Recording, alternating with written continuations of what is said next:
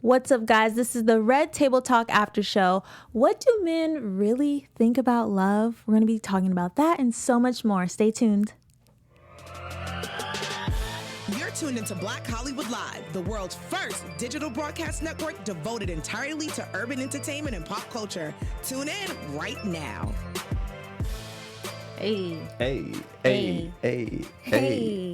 What's up, guys? Happy Monday. Welcome to the After Show. This is the Red Table Talk After Show.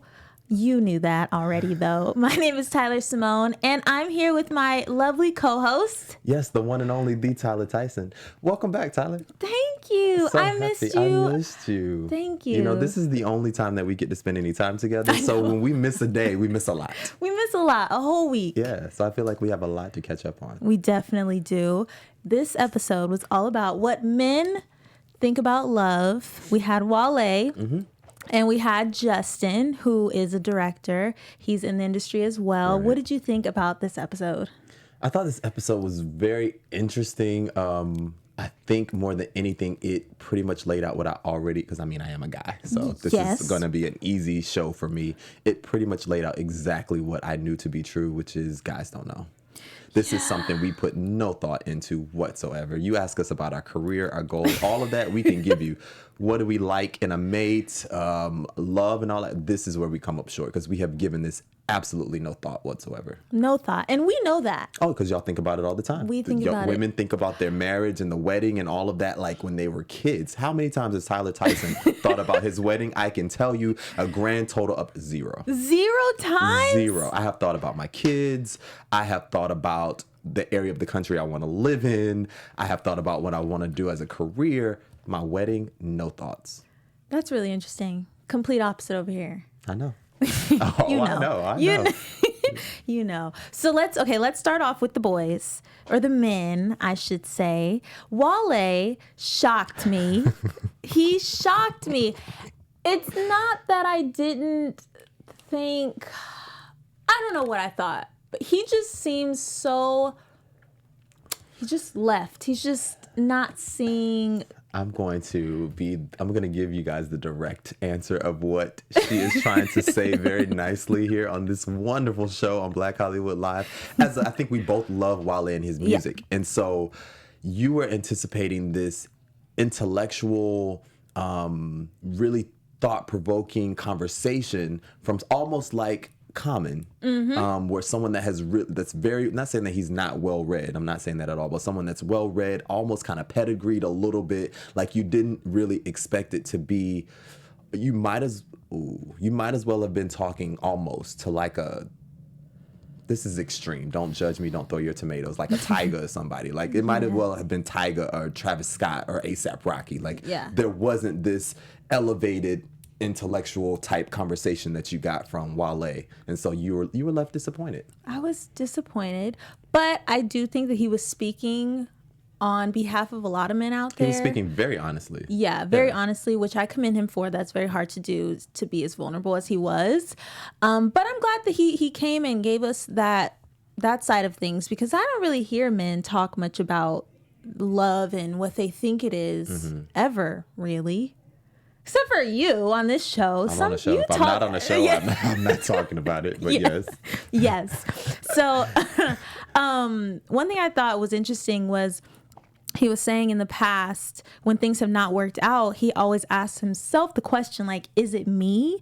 And I feel like when things don't go your way, you do ask, is it something I did? But in his case, I think it's him. Really? Yes. Absolutely. Okay, the way you looked at me, okay, why did you think it was him? Because, for one, okay, towards the end, he looked in the camera when Jada was like, look in that camera, I want you to tell us, or tell the women out there what you want or what you find amazing in a woman. And he said, I wrote it down. Yes, come on. He said, I want a woman to show me what I want in a woman. And I was like, what?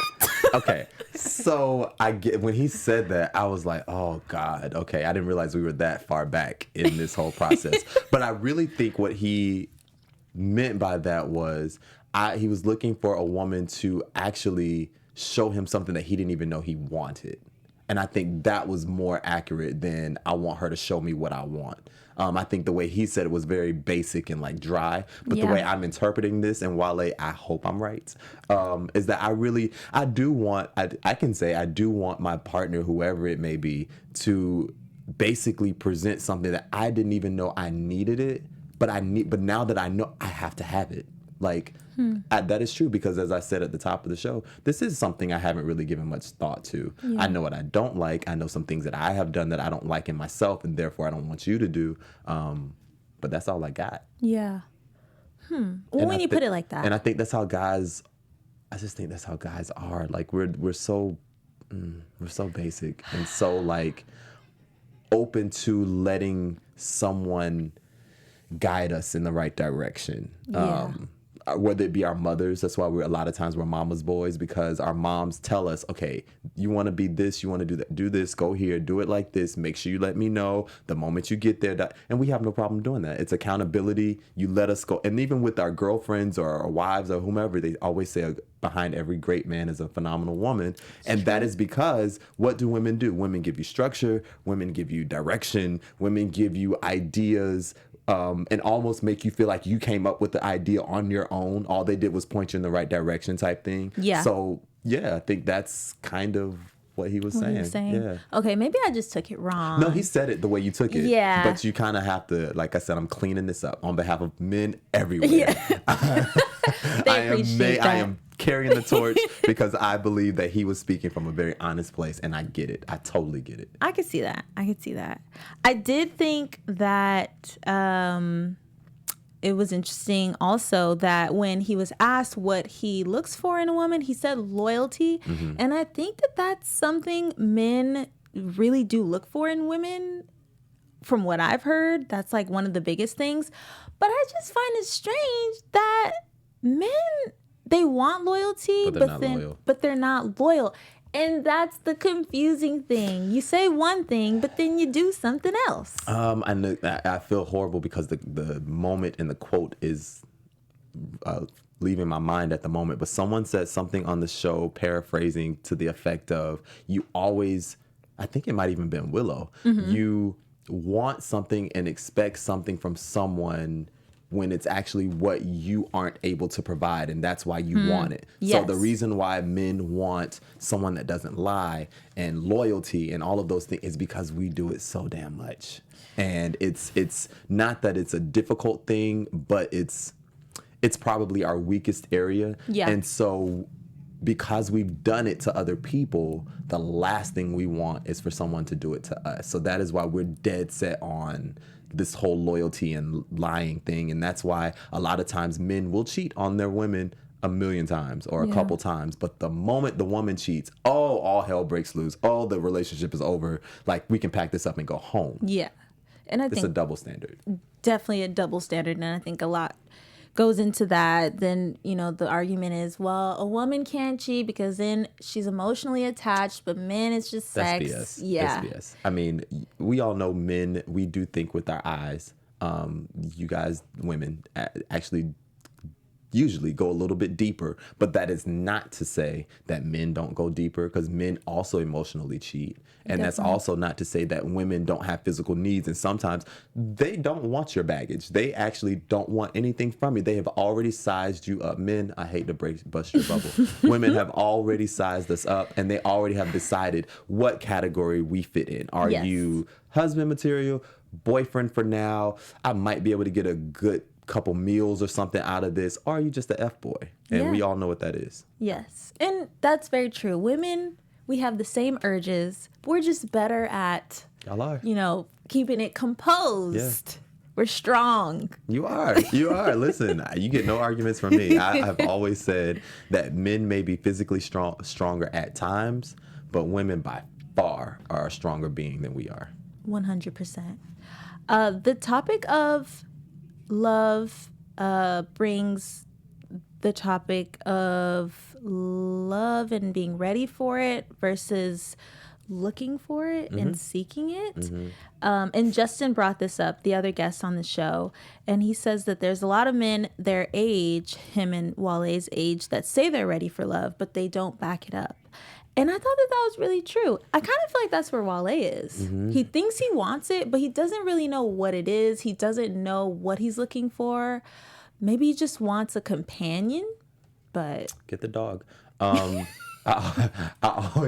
think, once again, they acknowledged it on the show. It's a thing where, I think Jada said this, it's the idea of what you think love is. In our mind, like, the generation, 1980 to probably like 93, if you were born in that time frame, we were sold this whole fairy tale thing. We all watched Disney cartoons and movies, all of that stuff. Everything had a happy ending. Everything was happily ever after. And so we were sold this BS notion that everything ends with happily ever after. And that's what we want. That for women, it was not the white prince, the prince riding in on the white horse and saving her from this and keeping danger away and all of this. Yeah. And for guys, it was, the beautiful woman that you want to have on your arm that, was smart and intelligent, but at the same time, she cooked up a meal and did all these things. And that's just not, and we're going to have 2.5 kids and there's the white picket fence. That's just not the truth. And I think in Wale's case, or in most of our cases, we want this idea, but it's a lot of work. It's different from that. A lot of times the bulk of the relationship is trying to figure each other out. It's arguments, it's deception coming to light and then having to clean this up and then determining, are we going to stay? Are we not? There are kids involved, sometimes by choice, sometimes by accident. There's so many ugly things that usually come in relationships. And like Jada said, you have to be willing to do the work and decide, is this even worth it? Yeah. And if it's not, then people pack it up and leave. But if it is, you're like Will and Jada, 25 years in the game. I know. Yeah, it does take time and it takes work. But there's also a line when they were talking about that on this episode, I was thinking, okay, well, where's the line drawn between sucking it up, maybe you're not in the best situation, but just kind of sticking it out, or sticking it out because the relationship's worth it, I guess is what I'm trying to say. Because some people stay in relationships that are just not good. They're toxic. So with that, definitely leave it alone. But when you are just disagreeing with your partner, that would be reason to stick it out. And that's a good situation. It's healthy. So, yeah, I think there's a line. There's a thin line between like a very toxic relationship, a very unhealthy one where there's a lot of abuse, verbally, mentally, physically, whatever the case may be. And that's a stark difference from, okay, we're just having a difference of opinion. Yeah.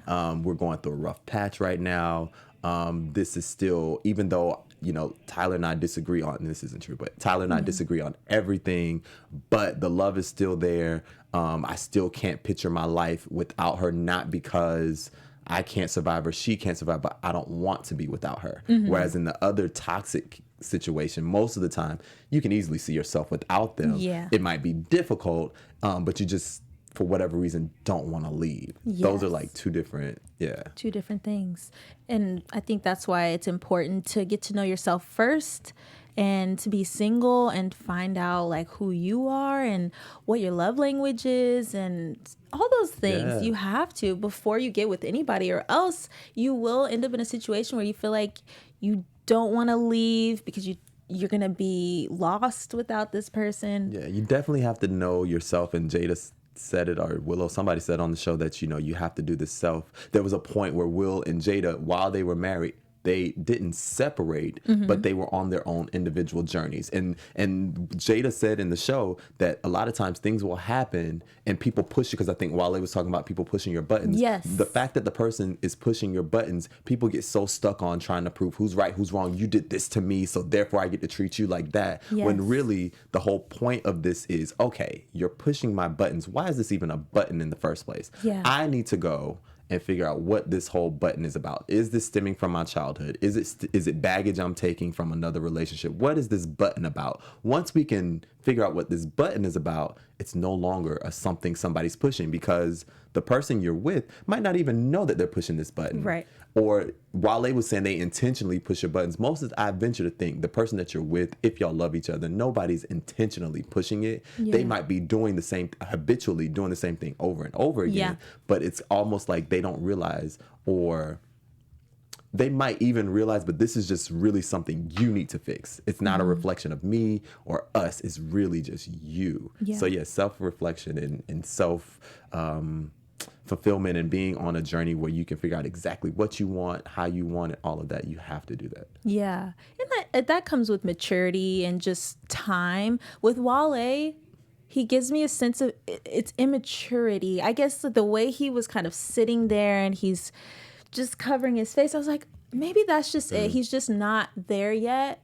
He's not mature enough to understand. How old is Wale? I don't know. I That's didn't a look good that question. up because that would also, and then, you know, when I was joking at the top saying you were expecting this, Yeah. I was joking, people. That also comes with age. Yes. Because Common is every bit of like 105 joking. He's like maybe close to 40. Yeah. But if Wale's like 20 something, okay, cool. Yeah, the way they communicate is going to be completely different. So yeah, it's Yes. probably how old he is. Because I venture to think he's probably in his 20s.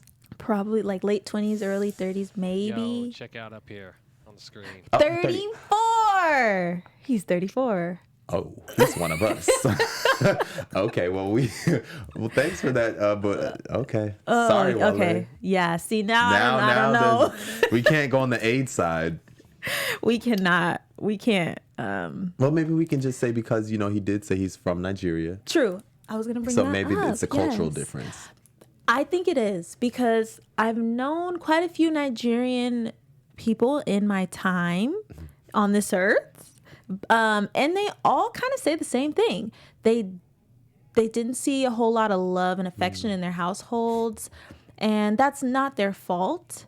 But I think that at this point, at 34 years old, you can't use that anymore because there's so many resources out there in the world with social media and everything. Like, we see all kinds of stuff every day. I'm sure you've seen a post talking about, you know, the difference between a good man and, you know, a bad one, or a good relationship and a bad relationship. So as far as I grew up in a Nigerian household, I don't know what love is. I don't know how to give it. That's not. You need to learn. That's not the excuse, but I will say, I have two of my best friends actually got married. Hey, Shayla and Justin, I'm putting y'all out here, full names. And they have been married for the last 5 or 6 years. Shayla comes from a household where her parents have been married. They met in college. They've been married for like 35 plus years. Justin comes from a household where his parents were married, got divorced, got remarried. So their philosophy and approach to marriage was different, even though they love each other. Shayla's from a mindset of, even if we're not talking to each other for months, we're not doing anything, you stick this out no matter what, because that's what her parents did. Yeah. Justin comes from a mindset of, okay, we try. If trying doesn't work, we can amicably go away and get somebody else while we're still young enough to do this. Yeah. So it's just two different philosophies. And then throwing myself, so I'm not putting everybody else's business in there. You know, I come from a thing where I've seen my dad date until he finds the right one. He is a hopeless romantic. I didn't grow up in a household where my parents were together. So I have seen love. I know affection, as we talked about on the other show. But what I haven't seen is actual sticking it out through thick and thin to make it work no matter what. So God only knows what happens in my life. We'll just have to wait and see. Fingers crossed. Fingers crossed. I wanted to talk a little bit about Wale and his point about dating in the industry and how he feels it's harder to date when you are someone who works in the entertainment industry. What do you think about it? I think it's a combination of the industry and the times that we live in. In the industry, yes, it can be difficult only because you have access. Everything is about access. So because in the time frame that we live in, for both of us right now, we have access to every dating app known to man, and we can always swipe left or right. I'm not on any, so I don't know which way you swipe if you like. So you swipe left or right for either one. And therefore, the more people you come in contact with, you have hundreds of thousands of followers on Instagram, as I talked about on another show.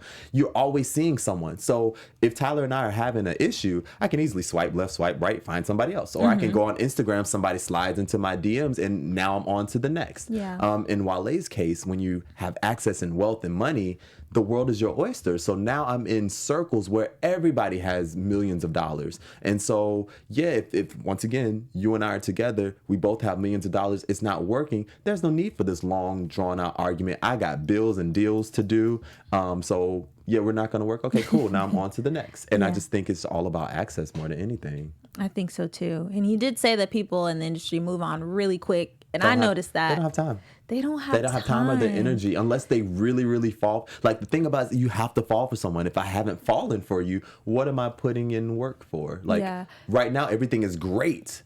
But if something goes awry, if I haven't fallen for you, it's easy to be like, hey, you know what, I'm good. But if I have fallen for you, it's not that easy to walk away. Yeah, it's definitely not. Justin, his argument was a counter argument to that. He says he thinks that the problems are exactly the same. I think the problems are the same. I just think that they're heightened a little bit more. Like me, you, we're normal for the most part. Normal. And we have just as much access. But someone who's of a higher caliber, they have even more access. So I do think they're the same, just a little bit more intense. Yeah, you can move. Listen, when you have no worries and you can move on, and there's no need to stress and worry about anything. I can just go on to the next. Yeah, that's true.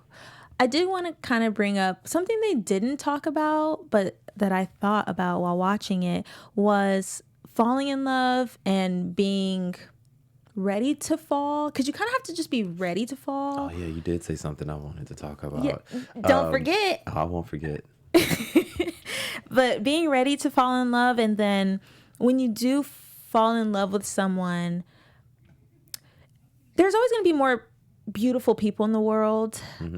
And this goes back to maturity, but if you find someone you have a genuine connection with, I think it's mature to know that, of course, I'm always going to see other attractive people, but not to get caught up in that and like chasing that idea of, I don't know, a more beautiful woman. They didn't really talk about it, but when you fall in love and you get older, things change. And I think a lot of times the cheating comes from that person not looking the same way or them not being the exact same way, but we all change, and I think it's inevitable. Yeah, I mean, the thing is, as I've said, or maybe I haven't, and especially in Los Angeles, and really in any city, but specifically in Los Angeles, there are, at least at any given moment, you can find 10 exact carbon copies of Tyler Tyson on every corner in Los Angeles. That's a lot. So for me to be walking around, or for anyone to be caught up on the look, the look is everywhere. There's a bigger version, a smaller version, a buffer version, a skinnier. There's so many versions of me everywhere. It's ridiculous. So you can't get caught up on the look. And someone on the show was talking about looking for love versus letting love find you. I am a firm believer that two things you cannot look for. You can't look for love. Nope. And you can't look for your purpose. Those two things, whether you believe in God or the universe, whatever, they find you wherever if you have to allow yourself for them to find you, but they find you. You can find sex, you can find friends, you can find all that stuff, hence these dating apps. Yeah. But what you can't really find is love finds you. And I just feel like whenever you're out here searching for it, it's never going to find you. Definitely not. It always finds you when you least expect it. It finds you at the point where you like, oh, I have to get to this point, or when this is settled, when this, that. That's usually when love, if you're open to it, usually knocks at your door. Yeah. And if you're looking for love, that means you don't have all of that within you already. Yes. Because if you love yourself and you're content being alone, you don't look. Yeah. You kind of just let it come to you, and it either works or it doesn't. But if and when it doesn't work out, you're totally fine. Yeah. That's like a fear of mine, is feeling lost. Like I've lost myself. I've never felt like that before, but that's a scary idea. I don't think you will. You mean when you lose yourself in a relationship? Yeah, like if you're not content with yourself. I don't think that you would ever, as a single person, lose yourself like in the world. Like you would be so consumed with whatever that you would lose yourself. I don't think that would happen. But if you are really like a whole, I hate the word hopeless romantic, but a hopeless romantic, and it's possible you could lose yourself in a relationship, because I have a feeling you love hard. I have a feeling you would give your all. I have a feeling that you would put everything in possible to make sure this happens. And if the person is manipulative or controlling or subtle with it, you can find yourself way out over here in left field, and you're like, oh wait, hold on, how did I get over here? I was supposed to be over there. And then once you come to that realization, then you bring yourself back. But I don't think you have anything to worry about being lost. I don't think you're not that person. Definitely not. Well, thank you. I do what I can. I appreciate that. We touched on it a little bit, but the idea that the work never ends. Yes. So true. Yes. It never ends. It never ends. Jada mentioned her being 47 years old. This is the first time she's ever been happy, truly happy. Yeah. Because it's a journey. And the older you get, the more you accept the things that are. Like, I feel like when you're in your 20s and your 30s, you are constantly raging against the machine, and you're trying to make this puzzle fit into places it doesn't fit. Yes. But when you get into like your 40s, and I think she said she's 47. Yeah. So you just get to the point, you're like, it is what it is. I'm good. I have my kids. I have my career. Yes. Life is good. Like, you start to appreciate the smaller things. Absolutely. And you just don't give a darn about the stuff that's not working. Yeah. Yeah. No. There's bigger things. Oh, yeah. We have bigger fish to fry. Bigger fish to fry. What about the fantasies that we have? I can say that when I was a young chocolate bean, I had an idea of what I wanted my man to be like, and he is that, actually. Oh, well, yes, come on. That's what I'm talking about. All right, you get points for that on this show. Thank you. Come on. He is that. But there were also things that grew over time. But I do understand that a lot of people have these fantasies of what they think these people are going to be like. And Jada mentioned it. When you go around looking for those fantasy characteristics, you only see, I think she mentioned the god or the goddess in that person. And then once that fades away and you have to get to know the real person, now you're trying to get to know the person all over again. Yeah, you have to put aside the idea, and this is one of my struggles, the idea that a person is perfect. Yes.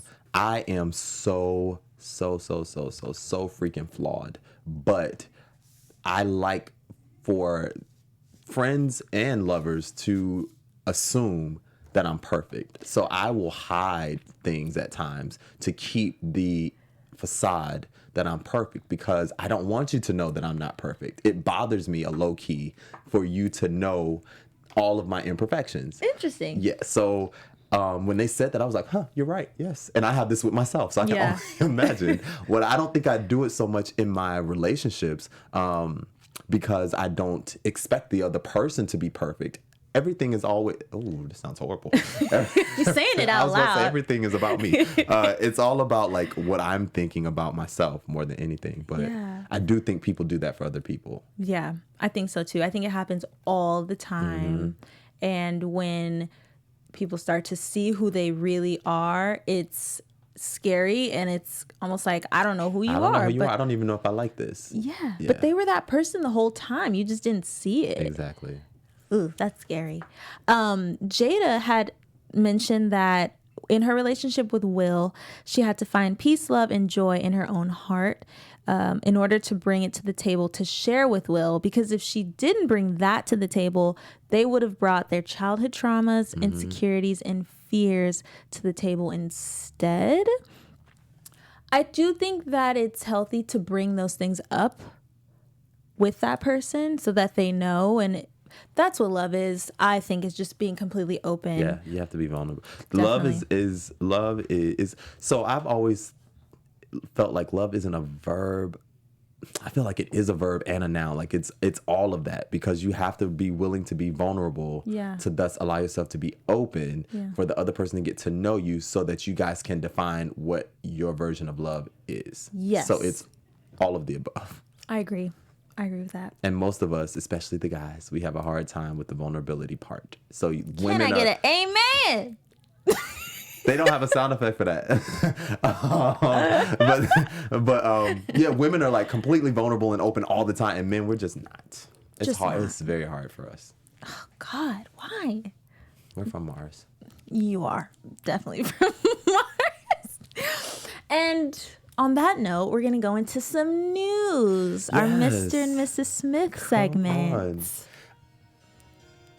Okay. All right. I love it. Oh, wow. Hey, y'all, it is time to get into your Mr. and Mrs. Smith update with your boy, Tyler Tyson. So I think I want to start things off talking about Willow. So Willow posted a video not too long ago where she's actually singing with an acoustic guitar. And, I love every moment where we actually get to hear Willow doing her thing. Yeah. So let's take a listen to my girl, Willow.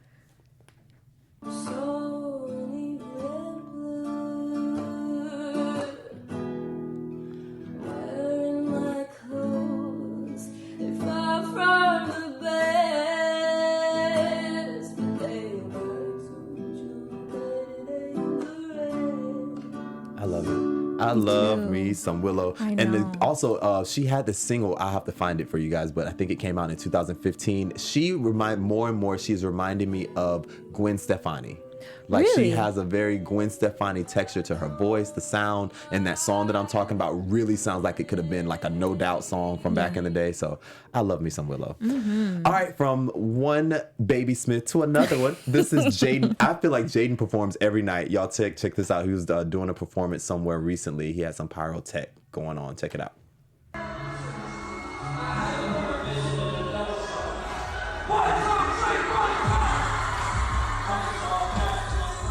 And wherever he is, it's always like full of people. I don't know where this performance was, but it's always full of people. Another thing that Jaden posted on his page the other day, you guys know that the rainforest in the Amazon is like on fire. So there was just a picture that he posted. And it's just showing the smoke and everything. I think most celebrities that are into the economy and into like world affairs, everyone for the most part has spoken out about this whole situation. So big shout out to Jaden. And then also, so Jada, I told you guys a couple weeks ago that she started a summer series. Yes. And she posted a clip talking about what this week's summer series was about. And I think it goes along with what she was talking about on the Red Table. So check it out. This week, the theme is I Am the Treasure. This is a good one. This is one of my favorites. And this is all about our self-worth and making sure that we understand and know what makes us feel good. Yeah. I wonder. And the reason I'm cutting it off is because you guys can go to her Instagram page and there's a link to take you from her Instagram post to IGTV, and you can get like the whole full, however long the version of this video is, but it goes right along with what she was talking about of knowing yourself in this episode. And I'm trying to remember what this video was about. This is also on Jada's page. Check this video out, see if it jogs my memory.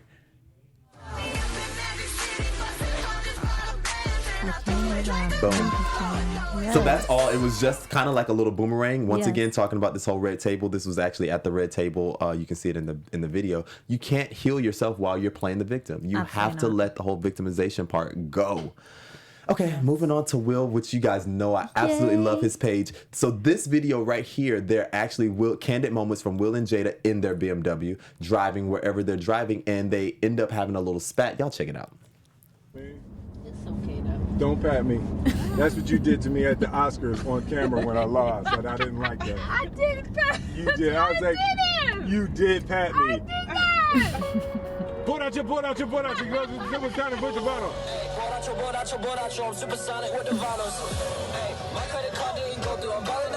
Wait for it. It's coming.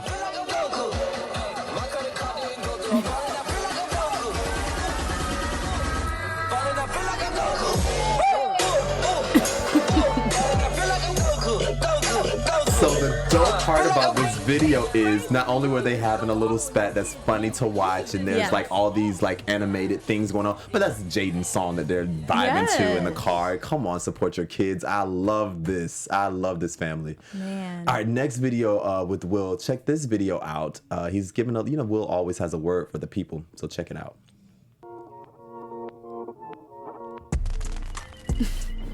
Frida Kahlo once said, I paint self-portraits because I am the person that I know best.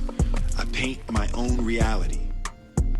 I just think that's dope. Like, his videos are just so, I'm like, why can't my Instagram page look like this?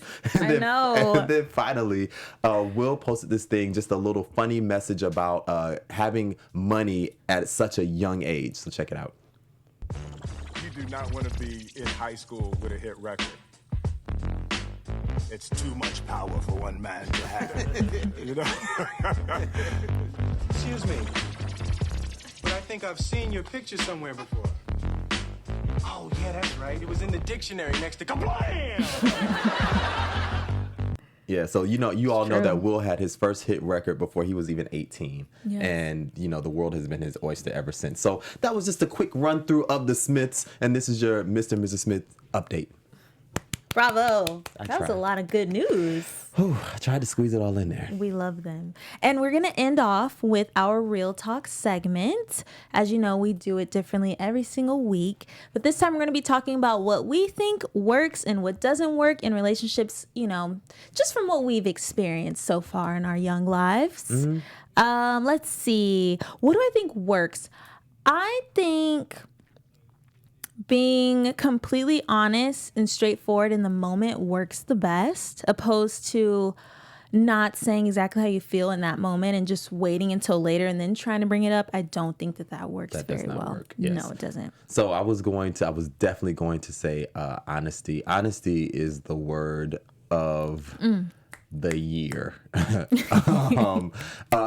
Piggybacking off of what you just said, I've been in a position where I was not comfortable speaking my truth, thus got into a relationship that lasted for a very long time, and then I tried to exercise what was my truth, did not work. And then also I've been in a situation where trying to avoid drama, not even drama, but trying to avoid hurting the person that I love, I basically lied, and the lie just kept going and going and going. It was the same lie, but it was over and over and over again, and then after some time it's like devastation. So you definitely, just my only piece of advice for everything, you have to tell the truth at all times, at all costs.